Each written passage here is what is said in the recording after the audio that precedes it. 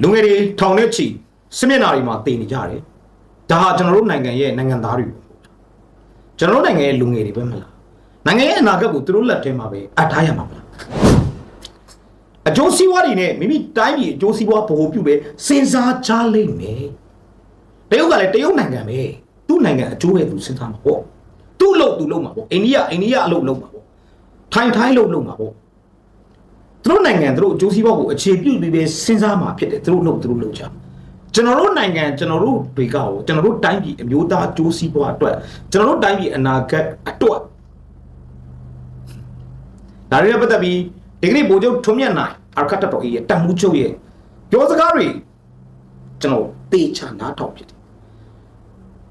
နောက်တစ်ချက်ကတော်လိုင်းက9နှစ်တာအတွင်းမှာပထမဦးဆုံးကျန်းဒီဥက္ကဋ္ဌနဲ့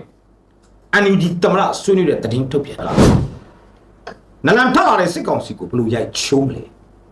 စစ်တပ်ဟာနလန်ဘာကြောင့်ထလာနိုင်တာလဲကဲဆွေးနွေးမှုကိုမစခင်မှာလူကြီးမင်းတို့ကရောဘလို့ရှုမြင်သုံးသပ်တယ်ကောမမှာရေးပေးခဲ့ပါကျွန်တော်တဲနုံစားပြီးတော့ချပေးခဲ့ပါမယ်ကျွန်တော်တို့ဆွေးနွေးမှုကိုစတင်ကြရအောင်ဒီနေ့အကြောင်းအရာအဓိကအကြောင်းအရာကတော့KNU ဥက္ကဋ္ဌနဲ့NUG သမရပြည်စုံဆွေးနွေးတဲ့သတင်းတက်လာပါတယ်ရေကောက်ဝဲဖို့အတူစန့်ကျင်မယ်စစ်အာဏာရှင်အမြင့်ဖြတ်ရေးအတွက်လွတ်မြောက်အောင်တိုက်ပွဲဝင်မယ်အတူတကွဆိုတဲ့ဆွေးနွေးမှုကိုတနာရဲ့ပြောရေးဆိုခွင့်ရှိတော့ဝန်ကြီးချုပ်ရုံးရဲ့ပြောရေးဆိုခွင့်ရှိသူနေဖုန်းလိုက်ရဲ့ထုတ်ပြန်ချက်ထဲမှာကျွန်တော်တွေ့ရပါတယ်အဲ့တော့ KNU NUG နှစ်ဖက်အင်အားကြီးအောင် KNU ဒီလည်းနှစ်90အတွေ့အကြုံရှိတယ်တော်လိုင်းတပ်ဖွဲ့ကြီးတိုင်းသား ER ကရင်ဗမာပြည်မှာအင်အားအကောင်းဆုံးနဲ့တော်လိုင်းတပ်အရင်ဆုံးအရင်အတိတ်ကာလမှာလဲမြန်မာဒီမိုကရေစီအရေးအတွက်ဘုံကျုံမြလို့ခင်မှာတော့က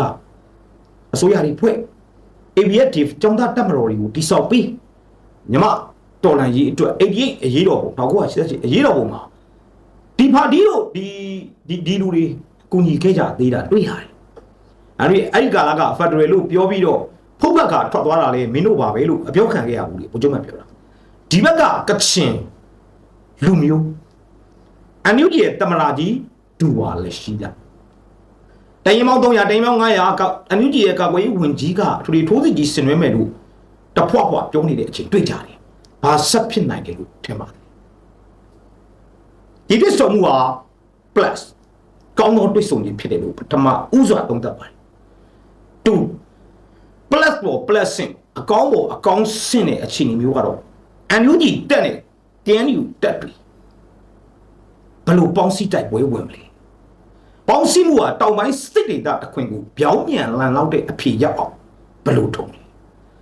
KNU ဥက္ကဋ္ဌကြီးဖြစ်တဲ့ပရိုဆော့ကွယ်2ဝင်းကေမျိုးသားအစည်းအရုံး KNU တမဟာ1 2 3 4 5 6ခုတနင်္လာရီပါလာပိုင်ရှစ်ဗမာပြည်ဟိုးအမေအဖျားပိုင်းကနေဟိုးအလဲပိုင်းဘကိုးတိကရင်တမဟာတွေရှိတယ်အဲ့ဒီကင်းတမဟာတွေကတပြိုင်နဲ့တိုက်ပွဲဝင်ထိုးစစ်ဆင်နိုင်ရင်နံပါတ်1 NUG ရဲ့တပ်ရင်းတွေကအဓိကအများဆုံးရှိတာစကိုင်းမကွေးတကြောမှာဘကိုးအဆက်ကနေစကိုင်းမကွေးတကြောလုံးထိအမျိုးသားညီညွတ်ရေးအစိုးရရဲ့တပ်ရင်းတပ်ဖွဲ့တွေပကဖတွေပလာဖတွေပါပါတယ်ရှိမြန်မာပြည်ရဲ့အဖျားပိုင်းကနေဘကိုးမြန်မာပြည်ရဲ့အလဲပိုင်းသားအထိတပ်မဟာ1 2 3 4 5 6ခုရှိတဲ့ကရင်တပ်မဟာတွေနဲ့စကိုင်းမကွေးဘကိုးရိုးမသည်တခွင်လုံးအလဲပိုင်းတခွင်လုံးဒီဘက်မှာရှိနေတဲ့ PDF တပ်တွေပေါင်းစည်းတိုက်ပွဲဝင်နိုင်ရှင်နေပြည်တော်ဝိုင်းနိုင်ပြီနေပြည်တော်ကိုချင်းချောက်နိုင်ပြီဖြစ်တယ်အရှိတစ်ဖြတ်တက်ကြည့်မယ် NUG နဲ့ TNL နဲ့ဆက်ဆံရေးအမှန်တကောင်းတယ် KIA နဲ့ဆက်ဆံရေးအမှန်တကောင်းတာကိုတွေ့ရတယ်ညင်းလို့မရဘူးအရှိတိုင်းအဲ့တော့ TNL KIA တက်တွေနဲ့ MDY PDF အပါဝင် BPL PL တက်တွေနဲ့ကချင်စကိုင်းအဆက်မကွေးစကိုင်းအဆက်နဲ့မန္တလေးပြည်ဦးနဲ့စစ်မျက်နှာတကြောဟန်ချက်ကြီးတိုက်ပွဲဝင်နိုင်ရင်ဖက်စစ်တပ်ရဲ့နလန်ထတာကိုရိုက်ချိုးနိုင်တဲ့အနေအထားတစ်ရပ်ကိုရမယ်တကယ်တိုက်ရင်ရ ဟုတ်ပြီဒါက KNU ဥက္ကဋ္ဌကြီးနဲ့ NUG တမလာကြီးရဲ့တွေ့ဆုံမှုရလဒ်ကောင်းတွေဖြစ်လာနိုင်အောင်စဉ်းစားကြည့်တဲ့ဆွေးနွေးချက်နောက်တစ်ခုက MDY PDF ကတင်တဲ့စင်ပွဲကြီးစိတ်ငါလေးပါအစုံကြီးခင်းပြီးတော့ဆင်းလာတယ် PDF တပ်မတော်ထဲမှာအခန့်ညာဆုံးစီးစနစ်အကျဆုံးလက်နက်အင်အားလူငယ်အတောင့်တင်းဆုံးလို့ပြောလို့ရတဲ့ MDY PDF ဒီတင်တဲ့စင်ပွဲရဲ့အရှိန်ဟာအလဲပိုင်းစစ်ဌာနချုပ်ကိုမန်လေးနန်းတွေကတက်တွေကိုအိမ်မဆိုးမက်ဆေ့နေဆိုတာချိန်သေးတယ်တိုးတော့နောက်ချုပ်ကြပြီးတဲ့နောက်ပိုင်းကြောင်မဲထိုးစစ်ဆင်ခံရတဲ့အခြေမရရတဲ့ပဒကြီးတကြောကိုဗတ်စစ်တပ်ကတောချောက်ပြီးတော့လေမြန်နဲ့ဘုံကျဲနေတဲ့ကာလမှာဒီလိုစစ်တနန်းစင်ပွဲကြီးပြနိုင်တာကတော့မင်းအောင်နိုင်နေရွက်ကိုတဆွေးစွတ်နိုင်တယ်လို့ပဲကျွန်တော်တို့ယူဆလို့ကြားတယ်နောက်ဆုံးတစ်ချက်အောက်ကတက်တော့အေးဘုချုပ်ထုံးမြတ်နိုင်ပြောသွားတဲ့အထဲမှာအတိကကြတော့စိတ်ရာဇဝိကောင်တွေရဲ့ကြောက်လန့်နေမှုဆွေးနွေးကြရအောင်တမတက်ရဲ့တမမှုနောက်ခ9ရဲ့တမမှုအစရှိတဲ့သူတွေကိုဖမ်းမိတယ်အဲ့ဒီမှာဘုံမှုချုပ်သူတွေထွန်း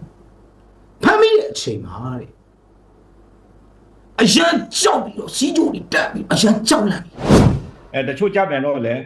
ဒါကြည်ဆန်ကုန်တော့လို့သမင်းငယ်လို့လုံးဝမလှုပ်နိုင်လို့အဲ့ဒီလူတွေကြတော့လေကျွန်တော်တို့လုံခြုံရေးရတော်တော်လေးတတိထားပြီးကင်တွေရတဲ့သဘောရှိတယ်တချို့ဗိုလ်ချုပ်တွေဆိုရင်အများစုပါပဲဒီဘက်မှာကျွန်တော်တို့ဖမ်းဆီးထားတဲ့ဗိုလ်ချုပ်တွေဆိုရင်လုံးဝသူကကြည်ဆန်ကုန်တော့လို့သူကအဲ့ဒီအချိန်မှာ105မီလီမီတာဟောက်ဝေဇာတွေကိုဘုံခွဲပြီးမှဒါမှမဟုတ်ရင်ကြံခဲ့တဲ့ကြက်ငွေတွေကိုအကုန်လုံးမီးရှို့ပြီးမှဒီပြာကြအောင်ချတော့တဲ့လူတွေပါပဲဆိုတော့အများစုပေါ့လေနော်ဒီမောင်တော်မှာဖမ်းမိတဲ့သူရင်ထွန်းလားသူဆိုရင်တကယ့်ကိုသူ့ရဲ့တပည့်တွေကိုရက်ရက်ဆက်ဆက်နဲ့အမိန့်ပေးပြီးမှမင်းဒါမလုပ်ရင်တေတံကြမယ်ငါကိုယ်တိုင်တတ်မယ်ဆိုပြီးမှခိုင်းစေတဲ့လူထဲမှာပါတယ်ဒါမျိုးပုံကိုယ်တွေကြတော့ကျွန်တော်တို့က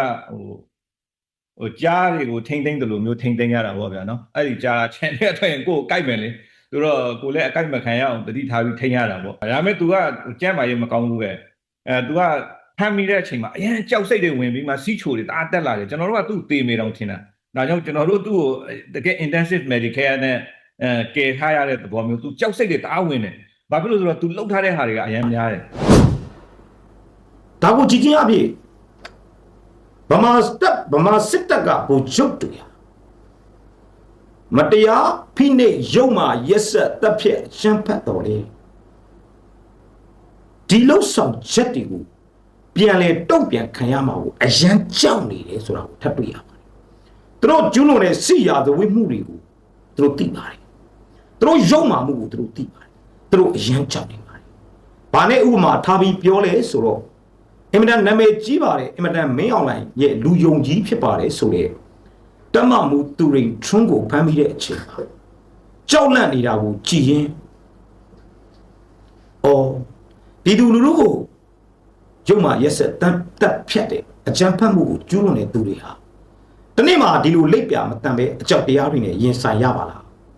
စိတ်ရာဇဝိကောင်တွေမှန်သမျှဟာတသက်ပတ်လုံးအကြောက်တရားနဲ့ရှင်တန်နေကြရတာပါလားဒီကြောက်စိတ်ကြောက်ပဲမင်းအောင်လှိုင်ဟာဖက်စစ်တပ်ဟာဒီကြောက်စိတ်ကြောက်လက်ရှိအချိန်ထိတိုင်းပြည်ကိုဖျက်ပြီးသူ့အာဏာအတွက်စစ်ပွဲဆင်နွှဲနေတာဖြစ်ပါတယ်ဒီစစ်ပွဲကိုရပ်တန့်လို့မရတော့တဲ့အခြေအနေရောက်နေပါဒီစစ်ပွဲကိုရပ်လိုက်ရင်မင်းအောင်လှိုင်မိသားစုနဲ့တကွာစစ်ပူချုပ်အားလုံးကျူးလွန်ခဲ့တဲ့ရာဇဝတ်မှုစစ်ရာဇဝတ်မှုတွေဟာဘယ်လိုနည်းနဲ့မှခွင့်လို့မရတဲ့အနေအထားကိုရောက်ရှိလာပြီဒီစစ်ပွဲကိုရပ်လိုက်တာနဲ့တပြိုင်နက်ရှုံးသွားတာနဲ့တပြိုင်နက်ပြန်လေကျူးလွန်ခဲ့တဲ့အပြစ်တွေကိုဗျာဒီလားပြစ်ဒဏ်ခံရမှာမင်းအောင်လှိုင်ကိုစစ်ပူချုပ်တွေကြောက်နေကြကြောက်နေတယ်ဆိုတာကျိတ်တယ်အဲ့တော့အကြောက်တရားမှသည်စစ်ပွဲစီကိုတိုင်းပြည်ကိုဆွဲခေါ်နေတဲ့နလန်ထလာတဲ့မင်းအောင်လှိုင် ဘာကြောင့်နလန်ထနိုင်တာနလန်ထနိုင်တဲ့အကြောင်းတရားတွေမှာနံပါတ်1အမားတွေကိုသင်ခန်းစာယူတယ်နံပါတ်2အိန္ဒိယတရုတ်နိုင်ငံအိန္ဒိယနိုင်ငံအခြားသောနိုင်ငံတွေရုရှားနိုင်ငံသူတို့ရဲ့ပံ့ပိုးမှုတွေမရရအောင်ခြေသလုံးဘက်ဒူးတော့အတနာခံတယ်ကြောက်ရှုံးမှာကြောက်တယ်အဲ့ဒီနီလန်းနေနဲ့အတူပြည်သူစစ်မှုထမ်းဥပဒေပေါ်တာဆွဲပြီးတော့ရှေ့တန်းမှာလူငယ်တွေကိုအသေးခံခိုင်းတယ်ဂျုံးနေလင်းမြန်ဒီမတရားသုံးပြီးရှုံးမှာကြောက်တဲ့စိတ်ချောင်းအသက်တွေဘဝတွေတိုင်းပြည်အနာဂတ်တွေထဲ့မတွေးတော့ပဲကြီးပါတဲ့စစ်ပွဲကြီးကိုဆင်သွင်းနေလျက်ရှိပါတယ်အဲ့တော့ဒီနေရာမှာဘုရားတမန်နိုင်ပြောတဲ့စကားလေးနဲ့ညှက်ပြောပါမယ်နလန်ထလို့စိုးရိမ်စရာမရှိပါဘူးစီးရီးယားရဲ့တော်လိုင်းသမိုင်းကိုပြန်ကြည့်ရင်မင်းအောင်လှိုင်ထက်ပို့ပြီးတော့နိုင်ငံရေးစစ်ရေးကူညီတဲ့သူအများကြီးရှိပါတယ်ရုရှားတို့စစ်အခြေတိုင်းစကန်ကြီးလာစောက်ပြီးတော့တော်လိုင်းတက်တွေကိုချီမုန်းတာနောက်ဆုံးတော့တော်လန်သောညီညွတ်ရေးကြောင့်အဆက်ထွက်ပြေးရတယ်မလားဆိုတဲ့စကားဒါပြင်အိန္ဒိယနိုင်ငံရဲ့ geopolitics ပထဝီနိုင်ငံရေးနဲ့ပတ်သက်ပြီးသူပြောကြားချက်က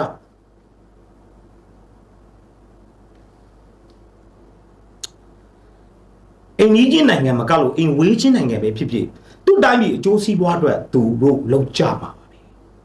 ကျွန်တော်တို့ကလည်းကျွန်တော်တို့တိုင်းပြည်ကျွန်တော်တို့အမျိုးသားအကျိုးစီးပွားအတွက်ကျွန်တော်တို့နိုင်ငံသားတွေတကယ်လုံကြရဲ့လားဒီမိကုန်းအရန်ကောင်းပါတယ်ဒီတွေးဆချက်အရန်ကောင်းပါတယ်တိုင်းပြည်ပြည်စိတ်သက်လို့ပြောလို့ရပါတယ်စစ်ရာဇဝတ်ကောင်ကြီးကြောက်တဲ့အကြောက်တရားကိုလည်းဒီလိုပြတယ်ဗျဒါကြောင့်မို့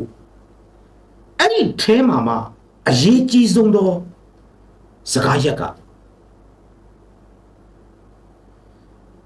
ရှေ့တန်းမှာတည်နေကြတာကျွန်တော်တို့တိုင်းပြည်ကနိုင်ငံသားတွေပါပဲ